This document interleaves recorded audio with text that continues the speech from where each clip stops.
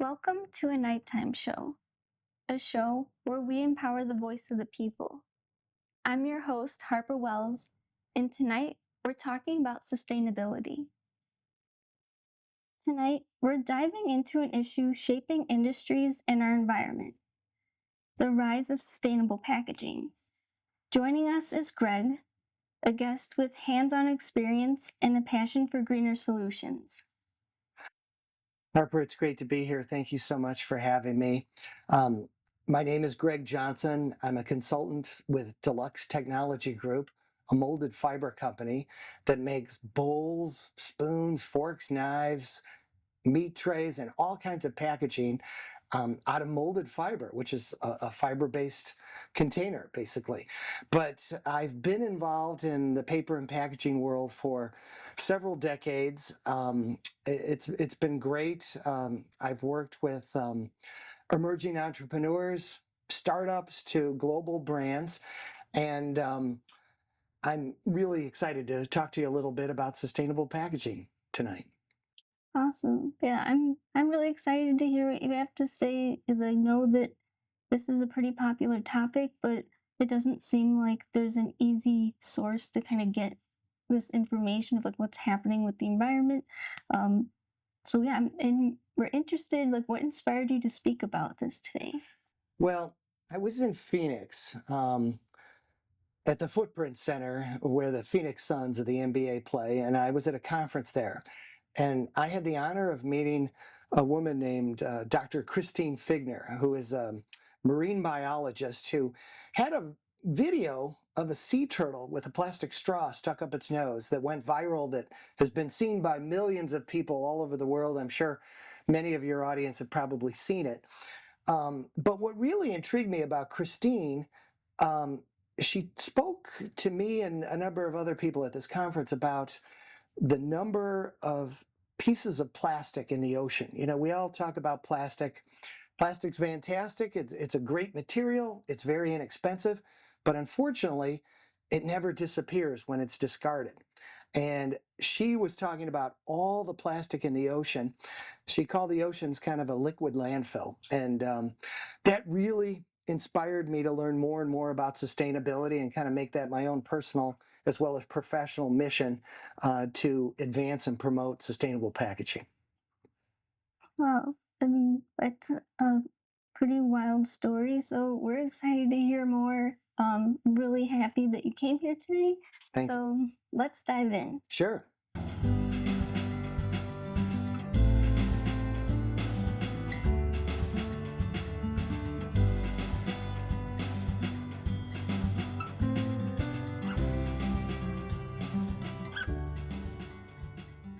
So, Greg, you've helped major brands rethink how they package their products. But was there a moment that made you realize just how broken or unsustainable our packaging system really is? Well, there's actually been a couple moments. Um, first of all, I've had the privilege of touring a lot of different landfills and recycling centers, MRFs, and it's staggering how much waste we have. You know, the average person probably has, I've heard estimates of they generate between 3 and 4 pounds of waste a day, Oh, wow. packaging waste. That can be everything from plastic bottles, paper plates, toothpaste tubes, what have you.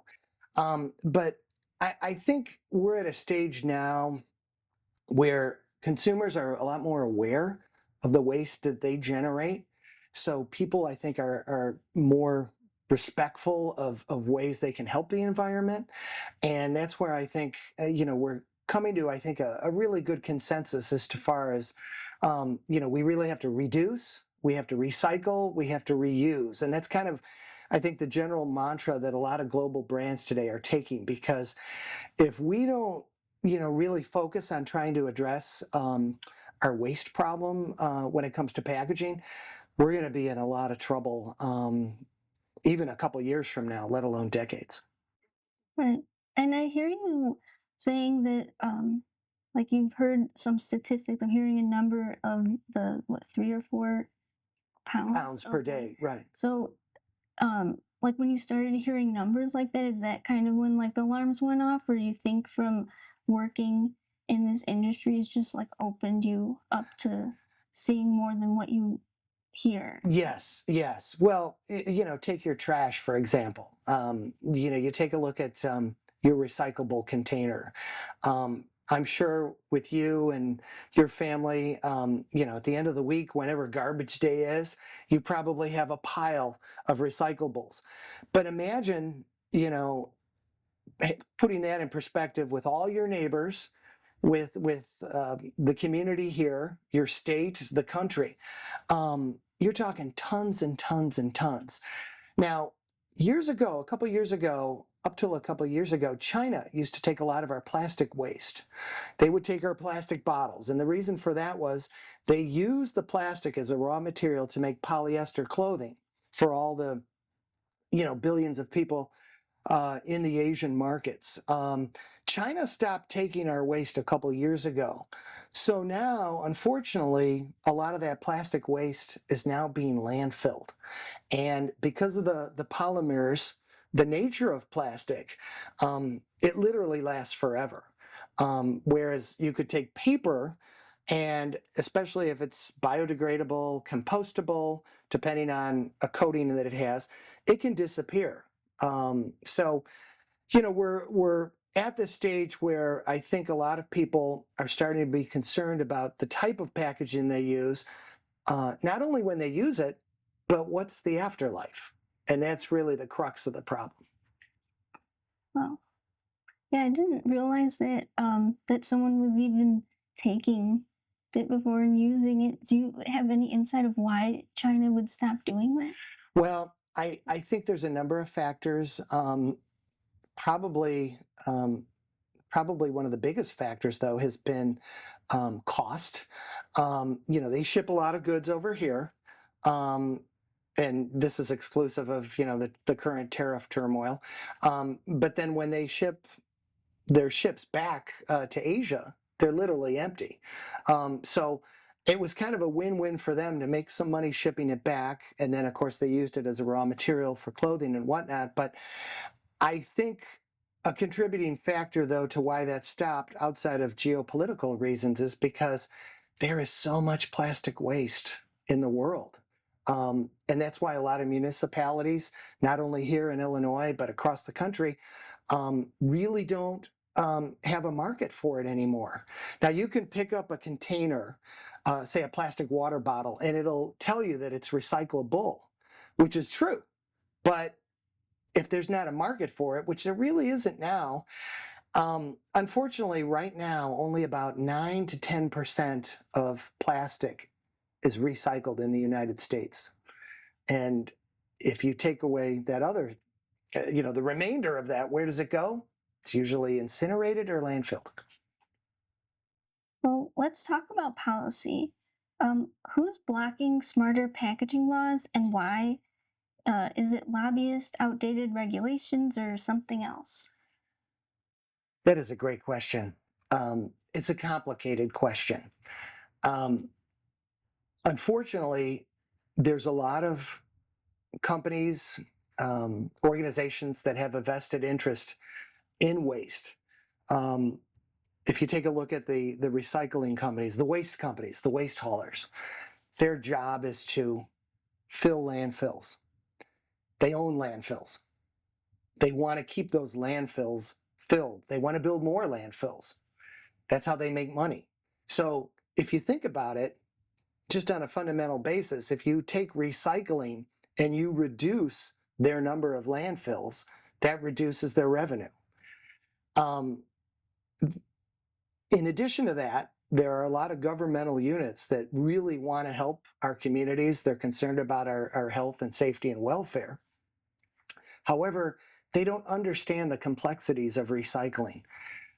In the US right now, every state has different types of regulations as far as what can be recycled, what can't. Um, Municipalities have different regulations. Right now, I'd say probably the best thing going are all our major retailers, the Walmarts of the world, the Costco's, the Targets, because they recycle about 95% of their corrugated waste, what we call OCC, which is the cardboard boxes that ship your cereals, your shampoos, your deodorants to the stores that we buy. Those are all being recycled. And I think if we can replicate that kind of model where it makes sense economically for the big stores and the little stores to recycle their materials, we can. But until we get I think, an integrated system with the waste haulers, with the municipalities, with the stores, the retailers, it's going to continue to be complicated. Mhm. Do you think so? Maybe it would help if there's more education towards the municipalities about like how it's working, and then just more communication in general between all the people involved. So that's kind of what I'm hearing, but Definitely, definitely. I think there is a gap between what people think is going on with their recyclables and their recycled materials and what reality is. And you're absolutely right, Harper.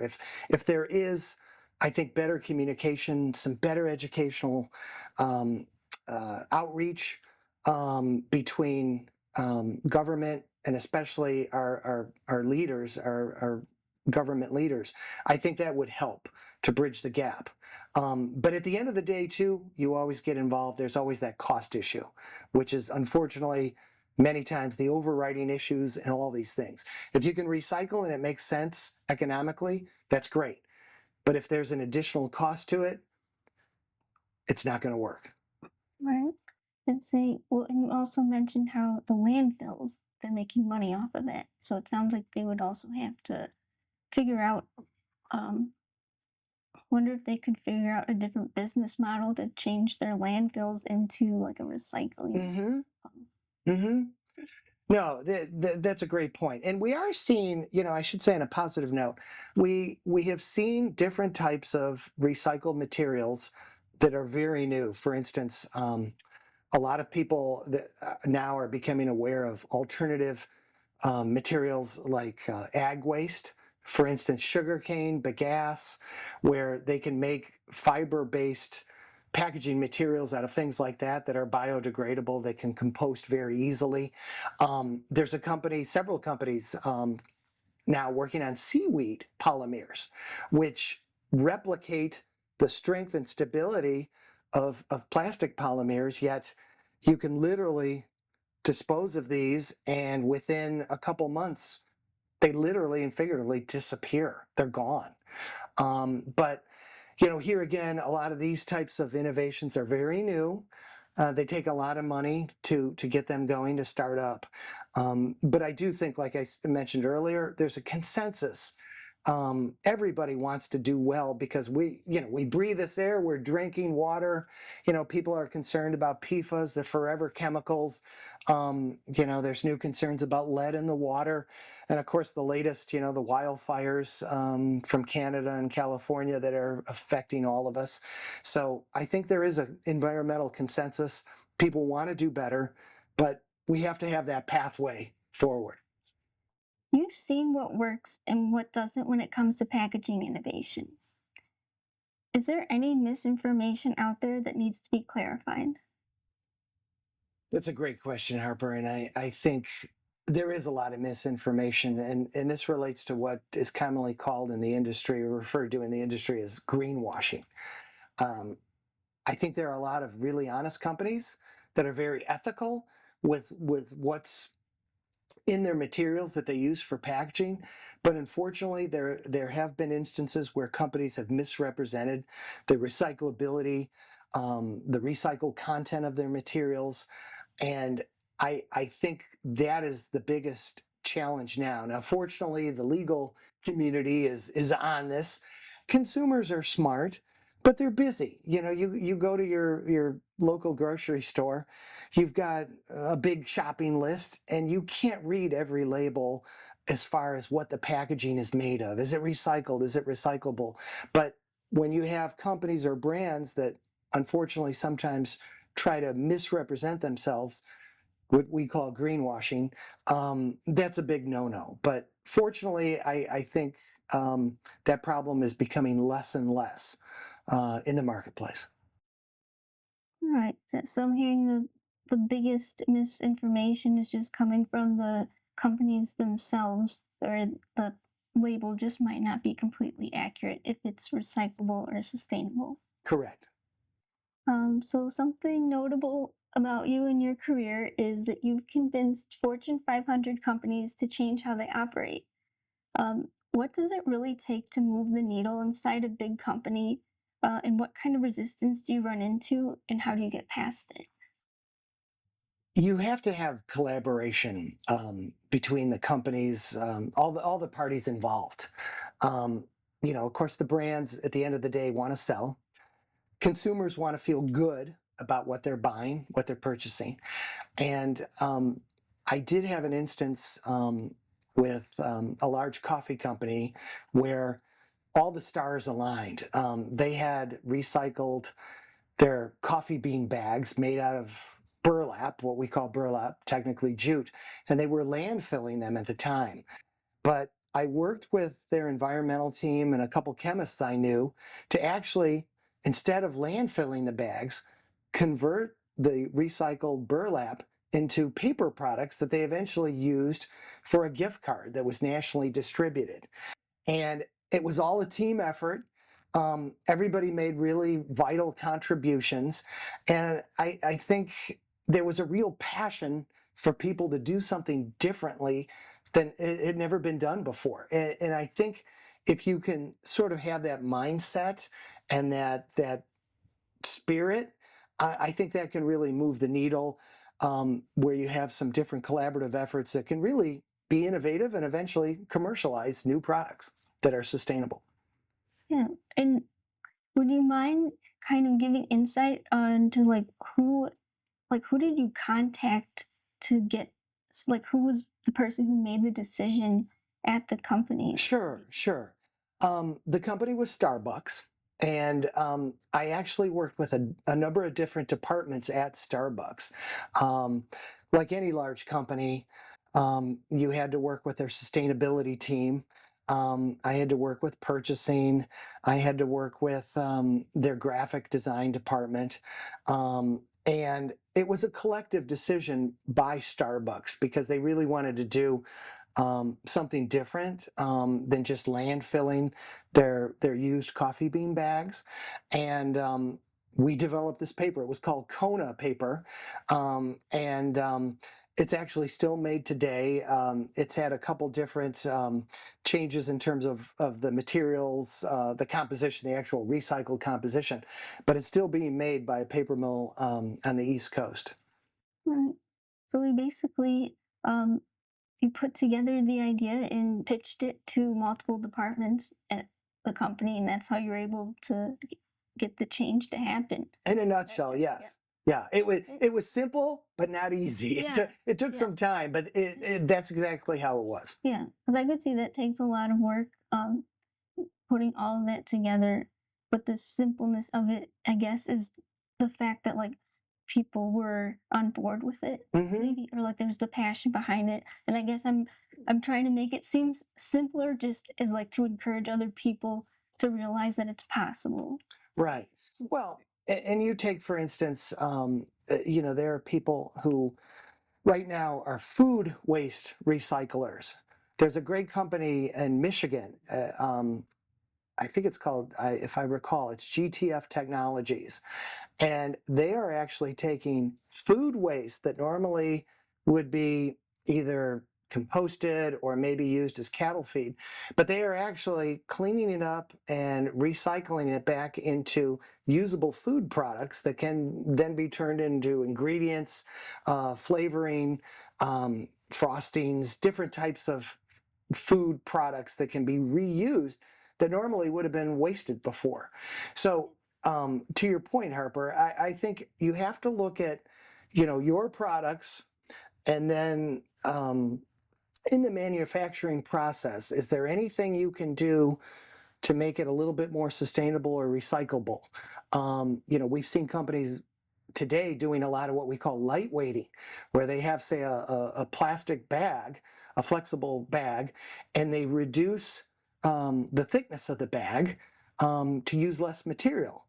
And as long as the bag is still as relatively as strong as before, you're going to save money, you're going to save materials, use less product. So those are some things that the industry is trying to do, whether it's waste stream or lightweighting, shrinkage. We see smaller packages. So, with the example that you mentioned with Starbucks, like what type of impact did that have on the environment? Well, it has a couple. I think there's a couple benefits of what we all accomplished using this alternative for their gift cards. Number one, we eliminated thousands and thousands of plastic gift cards. Credit cards are very convenient, but most of them are made out of a material called PVC, polychlorinated vinyl. And it's a really great material, but the problem is it lasts a long time, especially when it's discarded in the sense of, or in, I should say, in the case of gift cards. So we substituted a fiber-based gift card made from Starbucks' own recycled coffee bean bag waste instead of using virgin plastic. And I think that was really critical to making the project a success. The second thing was almost equally important was it was a great marketing tool for Starbucks. We can talk about all these sustainability things and that's great, but if you don't advertise them and promote them and let, the consumer know, hey, this is what we're doing, raise a flag, let them know, you're doing a kind of a disservice, I think, to your brand and to the environment. Because the more people, I think, we get enthusiastic about trying to be more environmental, more sustainable, the better our planet will be. Yeah, I definitely agree that brands should be definitely talking about if they're doing something Mm-hmm. sustainable. So, yeah. Exactly. Greg, if you had the power to change just one law or industry wide standard tomorrow to push sustainable packaging forward, what would it be and what impact would it have? If I could wave my magic wand, I would like to have a national system of recycling that was followed by every state, every municipality. However, knowing that that's impossible right now because of different states, different rules, different whatnot, I would like to reduce single-use plastic. I have a friend who is actually making cutlery, forks, spoons, and knives out of edible materials.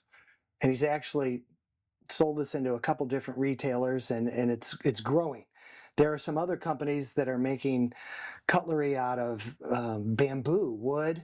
The company I'm working for now, Deluxe, we're making cutlery out of paper, knives that are actually sharp. You can use them. Every day in the USA, over 100 million forks, spoons, and knives that are plastic are thrown away. And between 90 and 100, 90 and 95% of them are landfilled right now. So, I'm like everyone else. I love Dairy Queen. I love Jamba Juice. I love, a lot of different ice cream, coffee shops, what have you. But most of them still use plastic. And like I said, if I could make a national law, I would like to eliminate some of those things. I think plastic's a wonderful material. It's very inexpensive. It's moldable. It's flexible. It's great for cars. It's great for a lot of our electronics. But when it comes to single use for food and beverage applications, especially with fast food restaurants, it's not that good for us, for the environment and for ourselves personally with microplastics. Hmm. So being able to, um, like pretty much any product that a company sells or uses, if they were using plastic, that there would be a second use for it, or they would have come from something that was recyclable. That's what it Right, was saying. and truly recyclable, because as I said before, right now, currently the stat that's pretty prevalent is that only about 10%, between 9 and 10% of plastic in the United States is currently recycled. And there's all kinds of different plastics. There's rigid plastics, there's flexible films, but the majority of those plastics simply end up in our earth or are incinerated, and we breathe them. And I think we have to, for our own health and safety, look at alternatives. And there are some bioplastics that have been in the marketplace for a while. There's what they call PLA, polylactic acid, which is actually very similar to some of the synthetic gasolines that we use here in the Midwest, fueled with corn. If we can continue down those innovative roads, I think that's great. But if we continue to, stay on course the way we are with our packaging systems as they are, I think we're in for more and more trouble. And I'm also thinking, like, so someone like you, if you've been working in this industry for, like, it seems like most of your career has been in this industry, you have a lot of connections, you have a lot of knowledge. Like, I feel like you're someone who could actually make a difference with this, and you are. It sounds so. Do you think that you could um, really influence more, like a bigger change across the U.S.? Well, I think, as I mentioned before, as far as collaboration, I think that's really the critical element in all this. Um, it takes my efforts, your efforts as a consumer, your friends and family. Um, I think we're building that consensus. We've seen that in a number of other parts of all of our lives. For instance, you take a look at, let's say, dental care. Um, and I'm not talking about fluoride, because I know fluoride is kind of a controversial issue. But virtually everybody can agree that we should brush our teeth. Um, and if you have time, floss. I mean, that's like a kind of a standard now that everybody uses. And I feel that same kind of consensus building in our industry in terms of packaging. But you always have to remember, though, that there's competing, um, I'll say, factors in packaging. There's the petroleum companies that make the oil. They refine the oil, and that's how plastic's made. There's paper mills that harvest trees, sustainably grown trees, but they make the paper products. And no matter what material it is, including paper, which I'm in, and I'm a paper freak, but you're always going to have pluses and minuses. And I guess I'm just looking for a little more truth and transparency and balance, where in the case of like that cutlery I mentioned, the plastic cutlery, we should not be throwing away 100 million pieces of plastic forks, spoons, and knives every day. There's got to be a better solution to that. And I think I'm optimistic, and hopefully things will continue as they are, slowly but surely getting better. Well, with your experience, um, who would you say are the companies that are in sustainability, and how can people who are interested, say if people in our audience are interested in getting involved in this type of industry, how can they get involved, and how can people work together to kind of make the innovation happen? Sure. Well, first of all, I think there's many ways that your audience can get involved in sustainability. There are a number of organizations that you can join. Um, a lot of communities have Go Green sections. I know there's a couple communities in the northern suburbs that have Go Green community groups. I think you can be a consumer of some of the up and coming brands. There's a great group in Chicago called Naturally Chicago that sponsors up and coming food and beverage brands. And I know they've been very, very great at helping consumers understand the nuances of what's a better food product or beverage product for you, what's natural, what's clean. Um, but I think at the end of the day, Harper, I think it really, um, I think it's an issue too of education, especially with younger people. Um, we tend to think that younger people might not be interested in recycling or sustainability, and that's so far from the truth. I remember being once at my daughter's, they had an open house, and I accidentally made the mistake of throwing a plastic water bottle in the wrong receptacle. And of course, my daughter chewed me out to my embarrassment in front of other parents and her friends. But it was a good lesson in the sense that kids today, I think, really want to be doing the right thing for the environment. And I think that being said, whether it's in a school setting, when it's in a work setting, you could even start at your own company.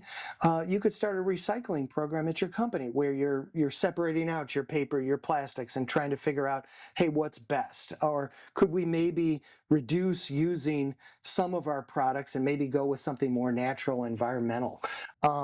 It takes a village, as everybody says, and I think that's truly the case when it comes to sustainability. Well, Greg, thank you so much for sharing all your information and experience with us today about sustainability. Um, I wish you the best and appreciate your time. Before we wrap up, what do you want consumers and especially decision makers to understand about their power in shaping the issue? And what final thought would you like to leave them with? Well, I'd like to say that I think most brands, the majority of brands, I think are very sincere at their efforts to help our environment, and I would recommend all of us as citizens, as consumers, that we support those brands that are really trying to promote and advocate for more sustainable packaging, as well as healthier ingredients. I know sometimes it can be a challenge, in terms of availability, sometimes in terms of cost, but I was talking to somebody the other day and they were looking at organic energy bars, at a local gas station. And I'm thinking, we are at that point where I think if we make smarter decisions, wiser decisions, we will all help each other and help our environment. But it's been great chatting with you this evening, and it's been a lot of fun. And I think we just have to, keep going green. Absolutely. Well, join us next time and have a great night.